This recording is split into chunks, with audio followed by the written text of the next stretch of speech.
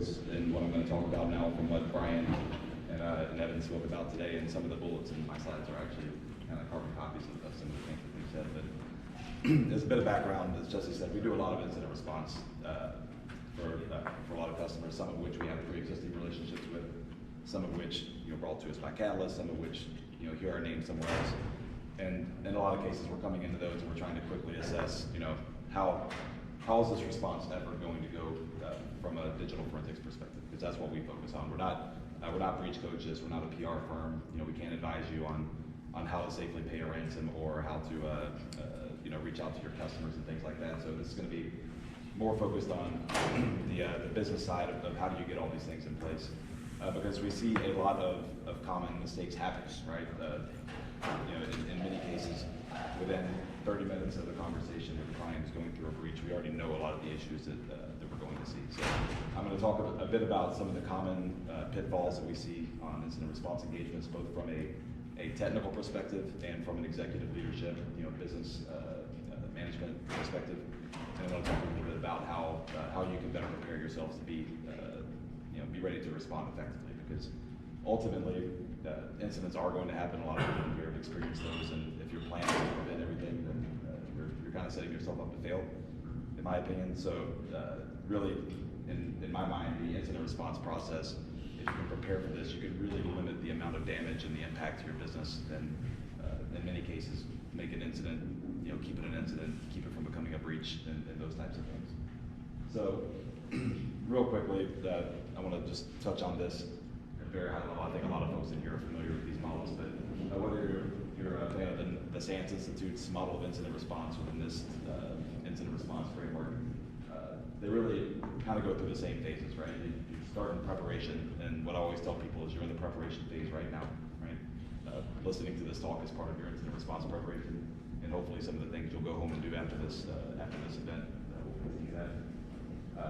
And then it goes into varying models of you figure out that you've got an incident.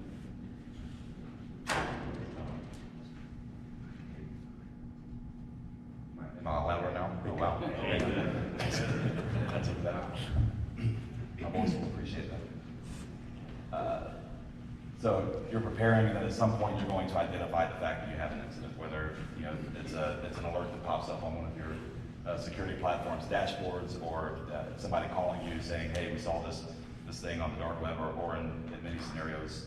Brian had a great slide up there that said, what do you do if you come in and your network admins are telling you everything's down, your domain controller's down, and there's all these ransom notifications. One of the things we actually do when we're interviewing digital forensics personnel is one of our interview questions that we go through before they even talk to us is, you get a call from the FBI saying that there's a piece of malware beaconing out from your corporate network. How do you advise the client to pursue that, right? Because these things happen, right? So identification or that detection can happen in many ways. But then you're going on from containment and eradication. So you want to contain the threat, make sure that you limit the damage, and then work towards that eradication piece. And when we come in and do incident response, of course, everybody's objective is to get the bad guys out of your environment as quickly as possible, and many times we have to work with them to educate them that we can contain this threat and limit the amount of damage it's going to do right now. But to really eradicate, we're going to have to figure out exactly what happened, when, and how, and only then can we truly get rid of all the remnants of malware or persistent access to your organization. So that's a process that takes a long time. Then you get into the recovery phase, which is either the third or the fifth bullet, depending on which model you're looking at. And that's more about returning to business as normal, right? So you get the bad guys out, but there's still a lot of stuff broken, right? Maybe there's still a lot of data you have to recover if it's a ransomware incident, or maybe you've realized that you have a bunch of huge gaps in your security posture that you need to fix before you can call this thing closed out.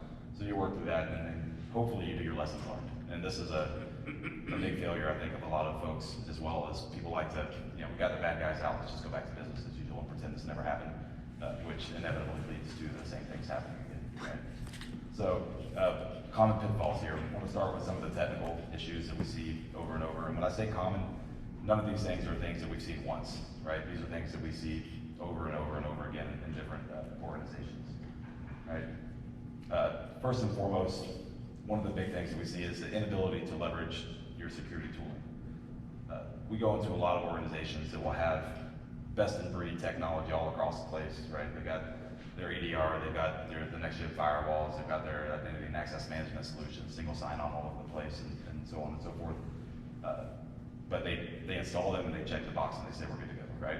They don't really know how to leverage these tools to get the best detection output from them. When an incident happens, they don't really know how to leverage them fully from an incident response perspective to say, okay, we've got this infection going in or going around our network. How do we contain it to a particular area of the network, or how do we isolate just a few endpoints instead of doing the natural thing that a lot of our customers do, is they just yank the cable out of the wall where they're connected to the internet. They just take their whole network down as a sort of gut reaction, right?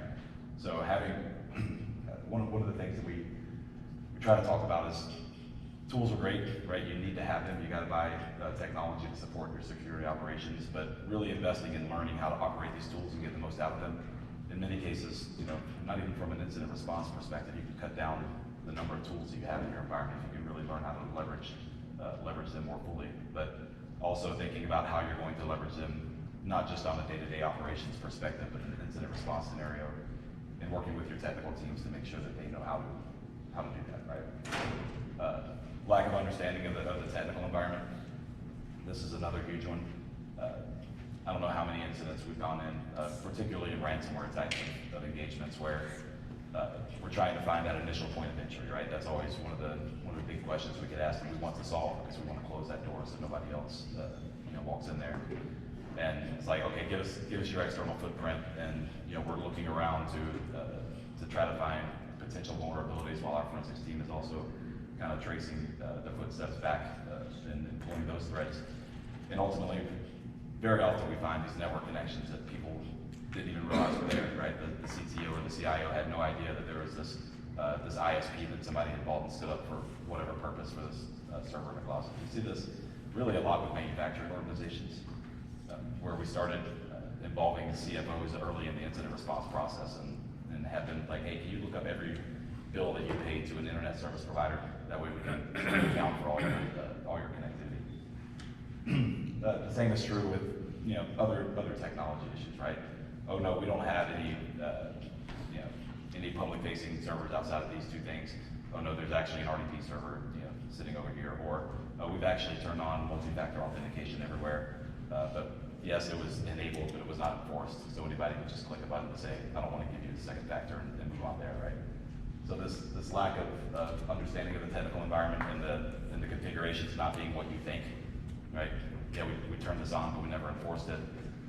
Yeah, we installed EDR, but it's only on half of our systems. Those types of things we see all the time, right? And then the next one, unavailability of key data sources that are forensically viable, right? So this really goes back to logs. If we're coming in to try to investigate an incident, the first thing we're going to want to do is like, hey, give us all the data that you can give us. We want to know everything that's happened in your environment in the last 6 months, if available. That's server logs, that's logs from your SaaS providers, so on and so forth. And very often these things are not available, right? We've turned logging on, but we don't know how to get it out of these platforms, or we're not actually logging to any central location, so the threat actors deleted all this data, or we don't even know if we have that. Yeah, we have a firewall, but is it logging? Who knows? Or same thing with VPNs. So making sure that the data sources that you need to investigate are available is there. And then the last one is being able to perform response actions at a necessary scale, right? If we come in and you get a ransomware event or some other type of intrusion, and your incident response plan is, well, if we detect a piece of malware, we're just going to wipe that machine. Well, that doesn't work if you're a global high-frequency trading firm. You've got 2,000 employees spread around the globe. Good luck going to wipe every one of your 2,000 machines while you've got your quants and your traders out there trying to do their job on a day-to-day basis. So thinking about, yes, it's a great idea if you detect a piece of malware on somebody's system and you can get hands on that and just wipe it and get it back to a good state. That's a perfectly reasonable incident response plan for small incidents. But when you have an enterprise-wide breach, you've got to be able to respond to things at scale and know how you're going to contain and eradicate things. And by the way, interrupt and ask any questions. I didn't say that. started, but don't wait for the end to ask any questions if you have. And then the executive edition. So here's some of the things that we see a ton with the leadership teams that we work with, right? The PISROL model or the NIST framework that we discussed, they bucket a lot into that preparation basket, and there's a lot that goes into that. It's just not accounted for. So it's really focused on more of a technical response effort, but it doesn't contemplate a lot of the business challenges that come with an incident response engagement, right? So first and foremost, what are you going to do with your personnel challenges during an incident response? If you have an insider threat that caused this issue, right? If you the Tesla story that came out where some Russian intelligence agency offered a guy $1 million to go plug in a USB. Do you have a plan for how you're going to manage your interactions with a client, with an employee, if you're not sure if you can trust them? How do you know they weren't part of this issue initially? And I don't know if this is better or worse, but in similar scenarios, we've had employees, IT personnel who, frankly, were not very good at their jobs, made a lot of mistakes, and then the incident happened because of their negligence, not malice, but negligence. And then, but for better or for worse, they were the people who really knew the network better than anyone. And we come into an incident response as we start kind of unwinding what happened. They get embarrassed or ashamed, and they just walk out the door and quit, right? So how do you manage these types of personnel issues from an HR perspective and make sure that you're handling the employees that you're working with well? Because incident response inevitably is a massively stressful situation, right? It's many times the worst day of people's professional careers, and people handle that in different ways. Leveraging legal counsel. So Evan talked about that quite a bit. Like getting a breach coach involved very early in the incident response process is still something that people don't know a lot about at scale, right? Anybody who's dealt with a breach or who's worked with their insurer and has had these conversations, you know about it. But we get tons of calls, coming into us and say, hey, we have this breach, can you help us? And our first questions are, do you have a lawyer who can hire us? That way everything that we do is protected by that attorney-client privilege. And if there's lawsuits that come out of this, they can't just go and discover all of our forensics reports and say all the mistakes that you made during this.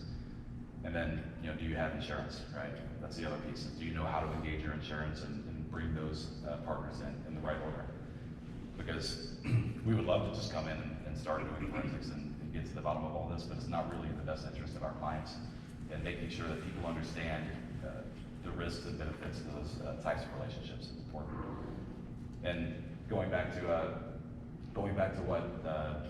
what Evan was saying, a lot of times being able to organize these relationships ahead of an incident is massively important, because there's nothing you want to do less when you have an incident than be going through 50 pages of master services agreements to hire on a new forensic firm or a new legal team, and negotiating contracts and rates and things like that. So you can have all these things set up ahead of time. That way you can just pull the trigger when they're ready to go. Complying with legal regulatory obligations is another big issue. We've worked with a lot of municipalities, educational institutions who, once we discover that they've had a lot of data leave the network, whether it's PII or FERPA-related data, those types of things, they have no idea what regulatory frameworks they're subject to. So they need to go back and try to work backwards in the midst of an incident to try to figure out what their reporting requirements are and hope that they can meet those 48 to 72-hour kind of reporting guidelines. So working with your legal departments, general counsel, and those types to make sure that you have a good coordinated understanding of what your requirements would be if any types of data that you're hosting within your organization gets leaked out and published on the dark web. And then overall, reducing impacts to the organization, right? That's the whole point of incident response. So how can you, in worst case scenarios, how can you kind of war game and set, recovery time and recovery point objectives to make sure that you can reduce the impact to a business while getting back, while still continuing the investigation? Because ultimately, the people who go and unplug their networks from the internet, they're causing massive business disruptions, right? In some cases, it's really worse than the incident itself. So how can you perform these response actions and work with your forensics teams while also allowing the business to function, even if not at full capacity, but make sure things keep going, right?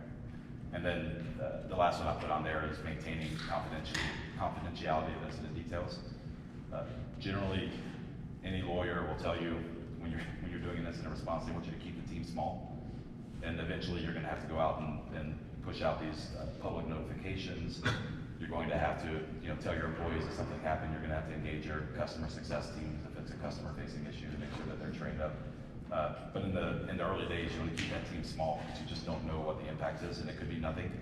And you don't want to get everybody in your firm spun up and then have the news sniffing around your company and trying to report what's going on because somebody tweeted about it or something because you told too many people. So keeping that response team small and knowing who you're going to involve in that.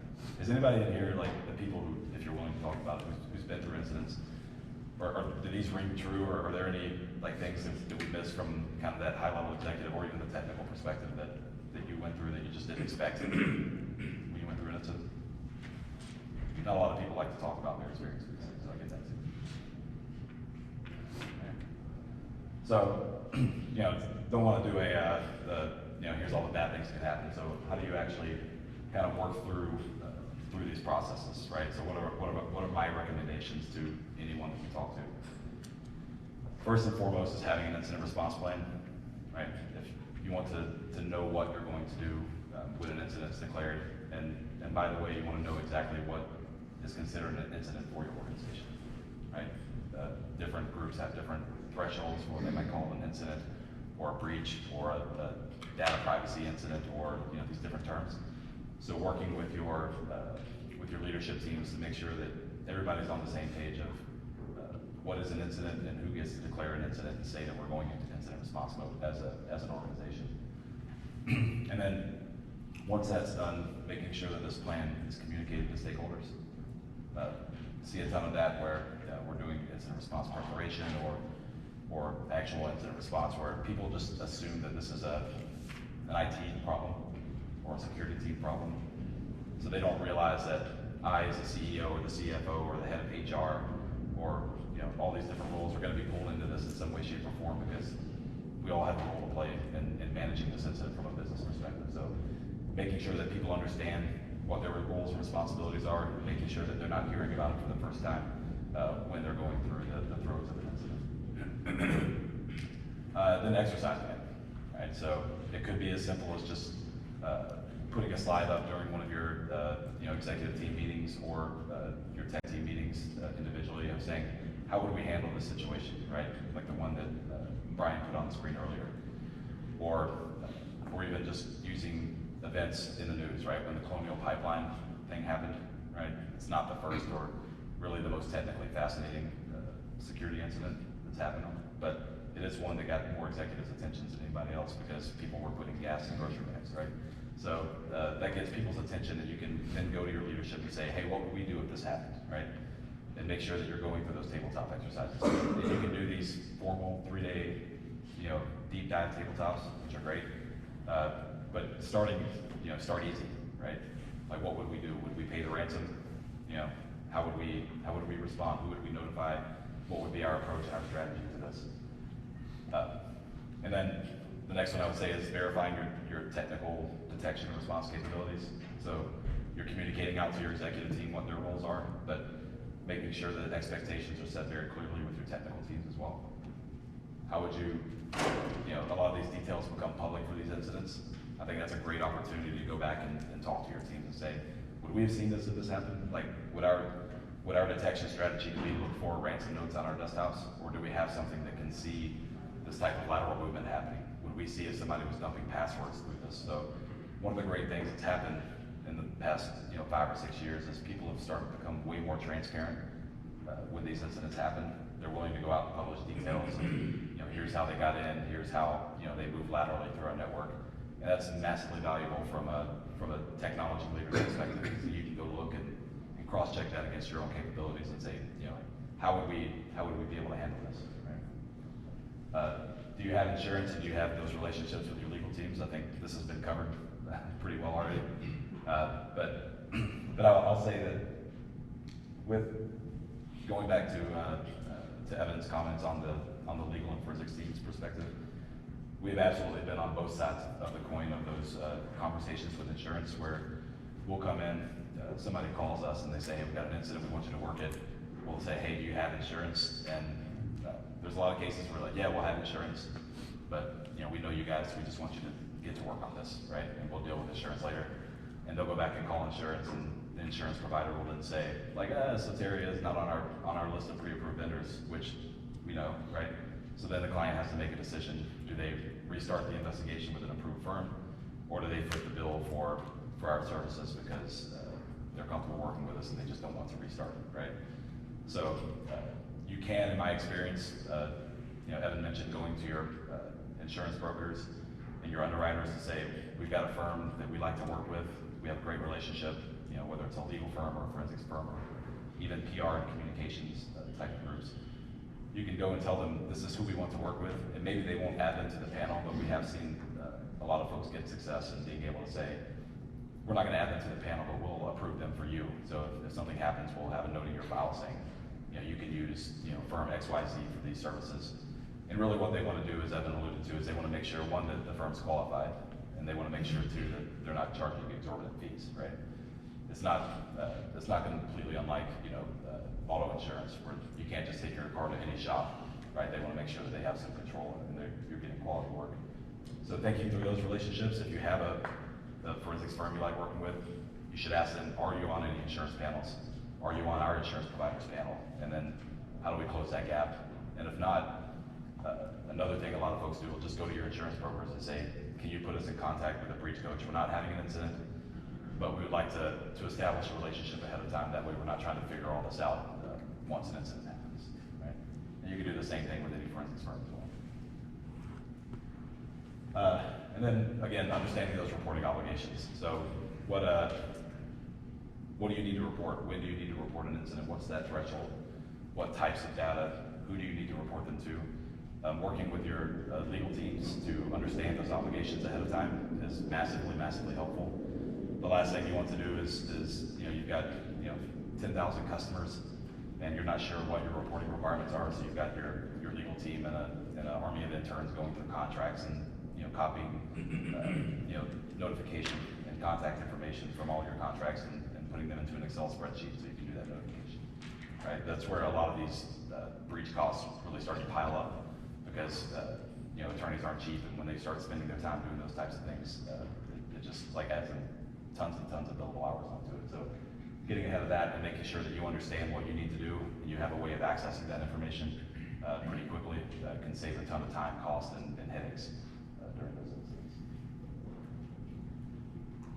And then the last thing I'll touch on here is questions for your technical teams, and this could be your internal security operations, it could be your MSSP, MDR, your bar, whoever you rely on for these types of things. Have them prove to you that you can reliably detect common attack types, right? And there's several ways to do that, right? You can ask them how they can attest to that, and maybe they have some solutions in-house where they can do some attack simulations and show you that they can do it. You can do this via pen test or red teams types of engagements. There's lots of tools out there, both free and paid for, where you can download a file and just say simulate XYZ attack. So there's lots of tools out there, but don't trust, right? Like verify that people can actually. You're going to get an alert if this thing happens on your network at some point, right? It's kind of a aside. One of the things that drives me nuts a lot nowadays is we still hear, and it's true, right? The weakest point in your environment being your people, right? We can have all the security controls in the world, but if somebody clicks on this phishing email, then the bad guys are in our network. And that's true, but the bad guys getting onto your intern's device is not their end goal. I'll tell you a story. So we do some red team type of work. We're working with a hedge fund up in New York over the summer, and we sent a phishing email. It's the first step, right? You always just try to fish your way in because it's pretty easy. And their technical controls did a good job. Everything that we sent went straight to their spam folders, got blocked and everything. So we started doing some research and some social engineering, and our team called up an intern that announced his new internship on LinkedIn. And I don't remember how they got their number, but they called the guy up and they said, hey, this is so-and-so from the IT department. And we sent you this email to sign up for this thing, and we think it went to spam, so if you could just go into spam and click here and log in, that'd be great. we'll be able to get you set up. And of course, the intern did it, right? Because he's, scared he's going to do whatever anybody tells him to. But then from there, we went from that intern's computer to, a couple of other servers in the network, ended up getting on their ESXi servers, made a copy of the snapshot of their domain controller, and copied their credentials and downloaded that, and then, domain admin, right? And as we're debriefing the client, the natural reaction is like that damn intern, like he really got screwed. He's like, that was this much of the attack. All these other things happen, and the attackers have to succeed at each step of the way and not be detected and not be stopped in order to achieve their objectives. So if a red teamer or a real world threat actor gets past that intern, they then move laterally to another workstation, and then they try to move laterally to a server, and you stop them, that's a success, right? It's an incident, right? You had somebody in your network that you didn't want there, but you didn't get ransomed, you didn't lose your domain controller, you didn't lose access to all your customer data. So as much as everybody says that the good guys have to be right every time and you have to stop every attack, the bad guys only have to be right, the opposite is true too, right? Work with your teams to make sure that if somebody's in your network, you can actually detect them and you can stop them, right? You can detect those activities and you know how to actually contain those threats, because there's a big difference between an incident and a breach if you talk to a lawyer, right? So make sure that you keep these things to incidents and you have the capabilities and you believe in your capabilities to be able to do that. So that was a tangent. Can you collect and provide these logs to your forensics team, right? So, you have all these technologies within your environment to collect all this forensically valuable data. If I just came up to you randomly one Tuesday afternoon and said, hey, I need all your logs from the last 6 months, would your team be able to provide that information reasonably quick? And it's not a bad idea to just go ask them for that, right? Because that's exactly what's going to happen in an incident response. And if it takes you a week or 2 weeks to be able to retrieve that information because it's in cold storage, then that's how long the investigation is going to be delayed. And your CEO is not going to be happy. You're not going to be happy. You're going to be sitting on pins and needles. And maybe we can find some other information in the meantime, but ultimately we're going to be waiting on that information to continue the investigation. At scale, can you perform these response actions at scale, right? Can you contain a malware breakout without going and wiping every computer in your network, right? And maybe another good exercise with your tech teams is to say, hey, let's pretend that these 15 hosts across our global footprint are compromised. Like, how would we handle that? How would we be able to contain these types of things? What if it was 100? What if it was 90% of our assets? How could we contain that threat, hunt for it, and get people back to work as quickly as possible? Quickly deploying new tooling. This is a big one that we see, especially with remote work now.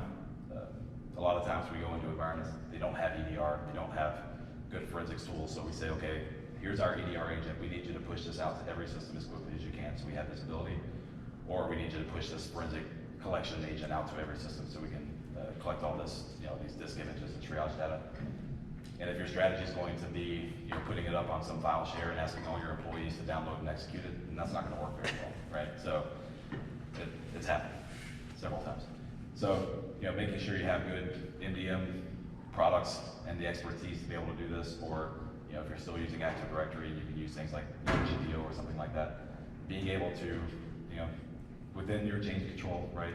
You want to still make sure that you run this by everybody. That I need this data now, I need this visibility now because there's an attack going on. We don't want to, count on our employees to install something for us, or hope that this gets taken up in our next change control board. So making sure there's some break glass capabilities for that is massively valuable. Being able to reliably find and remove threat artifacts. So if I tell you that there's this phishing email, that's the initial point of intrusion, can you go and search for that email, or any emails from that address, or any emails with that subject line or that attachment or whatever it may be? Can you search for and remove those across your environment? And by the way, this is massively easy nowadays with Office 365, but people still have trouble with it if you're still running on-prem Exchange and those types of things. So making sure that you have, one, the tools to be able to do it, but a playbook so somebody's not Googling and trying to figure it out and hoping they don't delete the wrong emails from your environment. Same thing with persistence registry keys, file hashes. If an incident response team comes in and they say, hey, we identified the malware, it looks like this, right? we want to go find every time that this file is on somebody's computer across your environment, or every time a file with these characteristics is on somebody's device. We want to nuke it, and we want to kill these, registry keys or, plist items if you're running Macs. How would we go through and hunt for those and reliably across, again, your global footprint, not across 2 or 3 systems that you can go look over the user's shoulder? How would you go and remove those from that environment? Do you have that capability? And if not, how could you get there? Another, password resets, right? If you are running Active Directory and you get hit by any sort of ransomware type of attacker, then the one item that's common across all their playbooks is they're going to get to that domain controller, they're going to run Mimikatz, and they're going to dump all the passwords. So when we come in there, we have to assume that the bad guys have all of your passwords. And that doesn't mean all your user accounts, that means all your service accounts. That means all your admin accounts, machine accounts, your Kerberos golden ticket, all these types of things. Do you know how you could reset those passwords without breaking everything? And it's usually the service accounts that give us the most trouble there, right? How do you reset all your service accounts without breaking business processes and breaking applications and so on? And then how do you reset all your user accounts? And a lot of times that goes into more communications challenges than it does actual technical challenges, right? It's super easy to go and do a password reset, but how do you communicate to everybody and make sure that they can continue working and they can get back into their accounts and they're not just confused and lock themselves out when they fail to reset their passwords and such. So thinking through building playbooks like that is massively helpful. Backups, Evan mentioned this as well. Your insurance carriers want to see your backups physically separate from your environment, and I would add that they also need to be separate from your Active Directory, because if you go into your domain controller and collect all those passwords, the first thing they're going to go and try to do is use those to get into your backups if they can find them, because they know that our strategy is to go take out those backups, right? Yep. It's coming. So are they physically back up? And then the bottom one's really important too, and this is something people have gotten way better, and the industry's gotten way better at providing products to back up everything all the time very efficiently. But can you actually recover from those? And the example Evan used of a company or Baltimore County, I think it was, where the configurations didn't make it down because those were backed up. That's one good example. Another pitfall we see is you just don't have the bandwidth because you've got so many backups that it's going to take you 2 months to be able to download all those and get them into your environment. Or you've got all your tape drives that are stored in some vault somewhere, and now you've got to cart them across town and actually recover from them. So these things actually happen. So thinking through how do you actually recover from these things at scale in a time frame that's going to be acceptable to the business.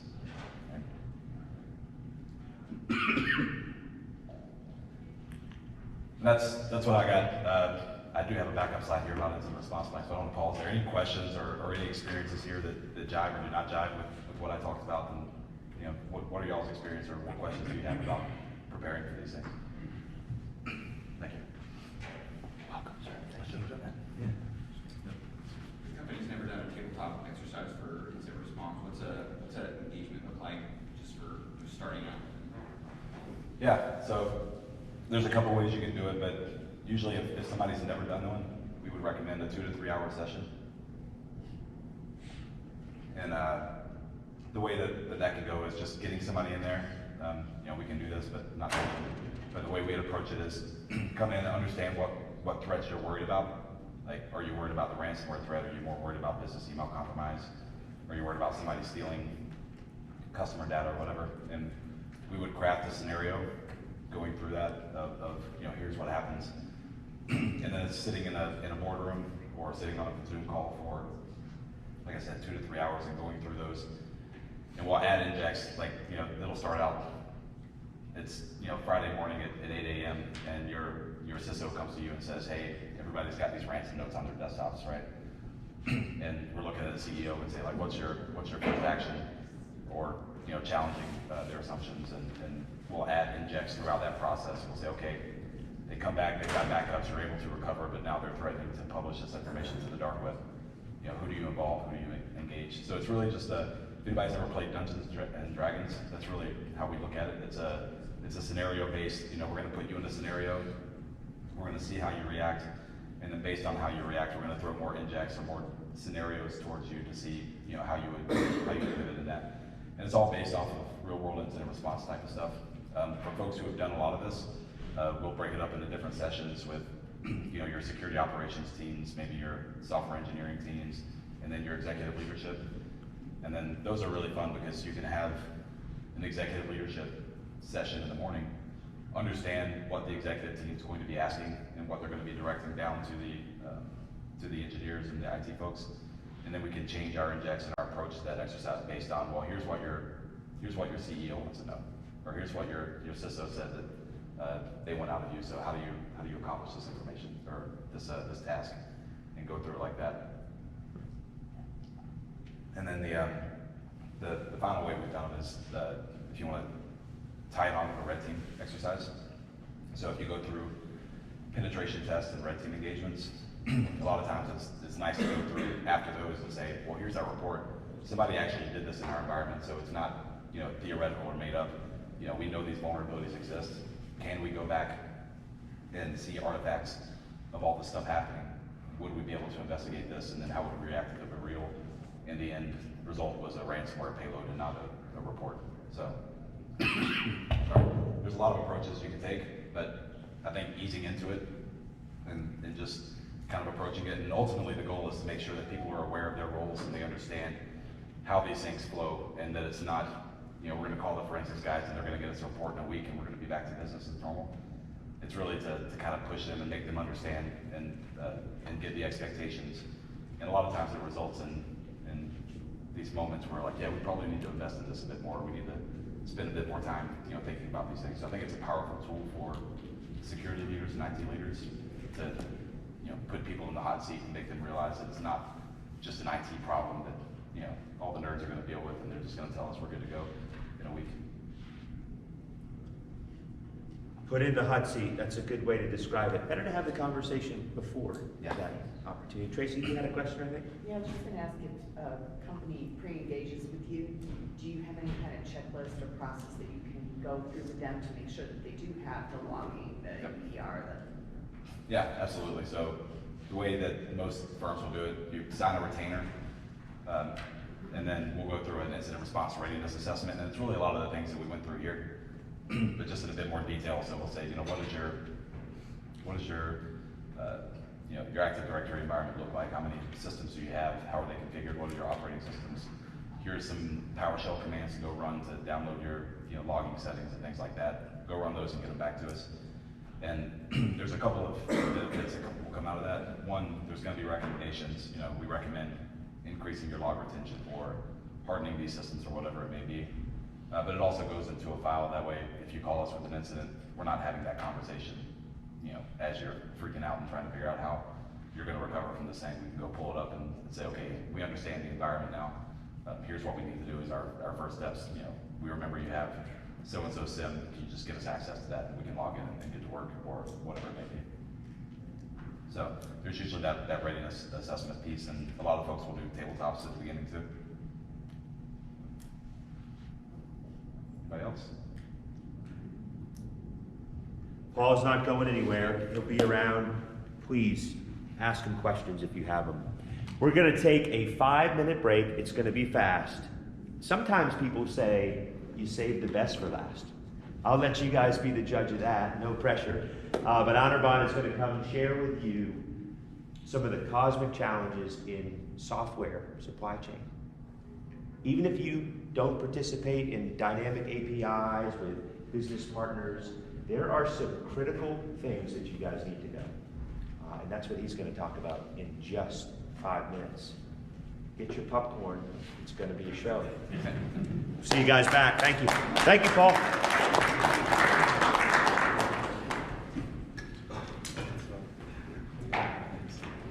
Thank you.